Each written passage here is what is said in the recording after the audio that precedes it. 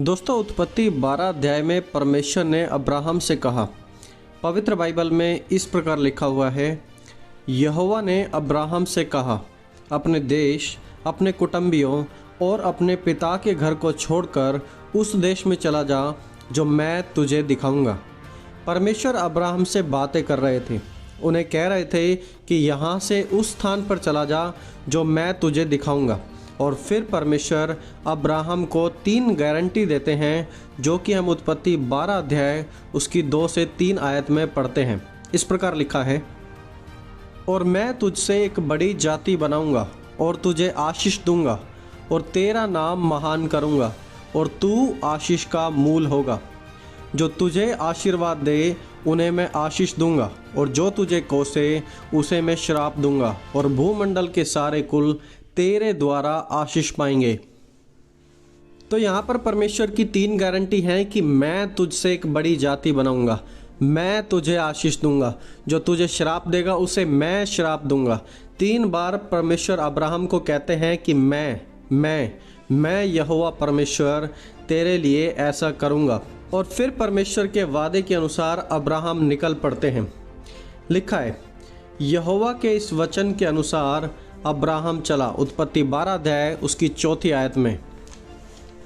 अब जस्ट 6 आयत के बाद यानी कि उत्पत्ति 12 अध्याय उसकी 10वीं आयत में हम पढ़ते हैं कि एक भयानक अकाल वहां पर पड़ गया।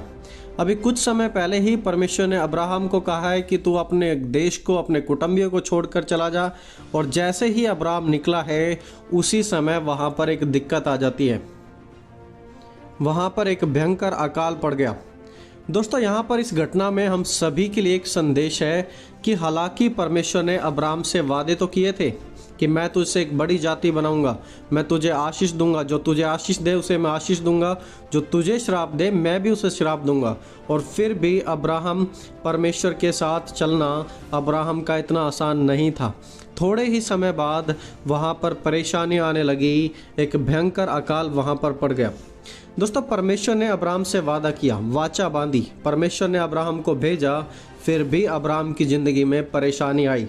आप भी आज इस बात को समझ लें और सीख लें कि जब आप परमेश्वर के साथ चलेंगे सो प्रॉब्लम्स विल कम, समस्याएं तो आएंगी ही आएंगी। और ये सिर्फ आपकी ज़िंदगी में ही नहीं आ रही हैं, ये अब्राहम की ज़िंदगी में भी आई थी। और समस्याओं में से होकर हमें परमेश्वर के साथ चलना होगा।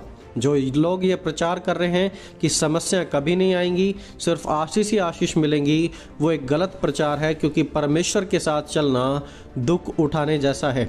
इनफैक्ट अब्राहम ने भी परमेश्वर के साथ चलकर कुछ समय बाद ही दुख उठाने शुरू कर दिए थे। तो आप भी जब परमेश्वर के साथ चलते हैं तो दुख उठाने के लिए हमेशा तैयार रहें।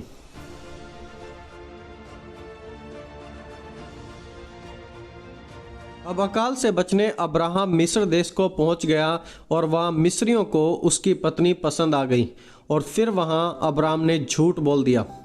उत्पत्ति 12 अध्याय उसकी 11 से 16 आयत में इस प्रकार लिखा हुआ है, फिर ऐसा हुआ कि मिस्र के निकट पहुंचकर उसने अपनी पत्नी सारे से कहा, सुन, मुझे मालूम है कि तू एक सुंदर स्त्री है और जब मिस्री तुझे देखेंगे तब कहेंगे यह उसकी पत्नी है, इसलिए वो मुझको तो मार डालेंगे पर तुझको जीती रख लेंगे। अतः यह कहना कि मैं उसकी बहन हूँ, जिससे तेरे कारण मेरा कल्याण हो और मेरा प्राण तेरे कारण बचे रहे।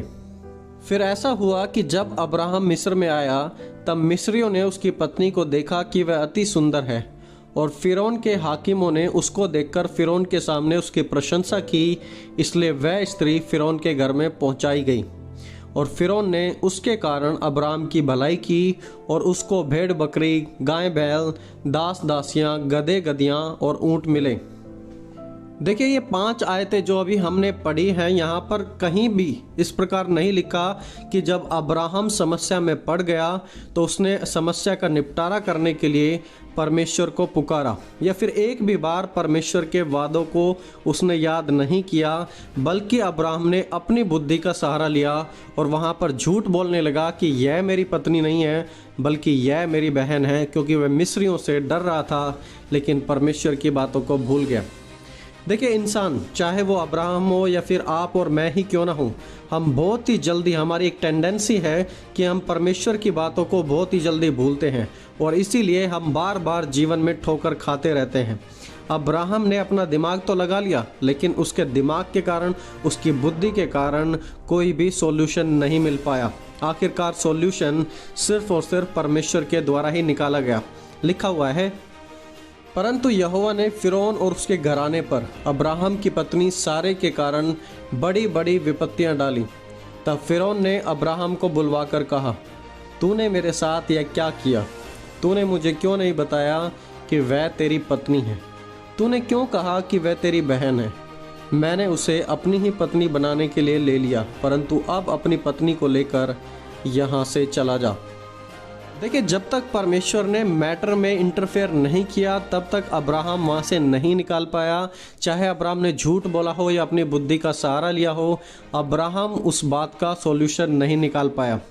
दोस्तों, जब परमेश्वर ने आपसे, आपके जीवन के प्रति कुछ वादे किए हैं तो परमेश्वर उसे जरूर पूरा करेंगे। इसलिए परमेश्वर को काम करने दें, ज़्यादा अपनी बुद्धि का सहारा ना लें। लिखा है, तू अपनी समझ का सहारा ना लेना, वरन संपूर्ण मन से यहोवा पर भरोसा रखना। दोस्तों, only God can provide ultimate solution, therefore let us trust him. याद रखें कि परमेश्वर ही हमारे जीवन में सॉल्यूशन को निकाल सकते हैं, अल्टीमेट सॉल्यूशन को निकाल सकते हैं। इसलिए परमेश्वर पर भरोसा रखना बहुत ही ज़रूरी है। तो आइए दोस्तों, इस शॉर्ट मैसेज के द्वारा आज हम इस वीडियो के द्वारा इन दो बातों को समझ लें। पहली बात, working with God is never easy. परमेश्वर के साथ चलना कभी आसान नहीं है, लेकिन हमेशा याद रखना कि हमारी यात्रा में परमेश्वर हमेशा हमारे साथ है। दूसरी बात याद रखें, जब परमेश्वर ने कुछ करने का वादा किया है तो परमेश्वर को उसे पूरा करने का मौका दें, अपना सहारा ना लें। Do not lean on your own understanding, allow God to work in your life। और यदि हम ऐसा करें तो हम परमेश्वर के हाथ को अपनी ज़िंदगी में ज़रूर देखेंगे और परमेश्वर के वो सब कार्य हैं जो परमेश्वर ने हमारी ज़िंदगी में प्रॉमिस किए थे, वो हमारी ज़िंदगी में पूरे होंगे और हम अपने जीवन को एक आशीष का मूल कारण परमेश्वर के द्वारा ज़रूर बना पाएंगे। तो दोस्तों, आज इस मैसेज में इतना ही। मिलेंगे जल्दी एक और नई वीडियो के साथ। तब तक आप सभी को जय मसीह की दोस्तों।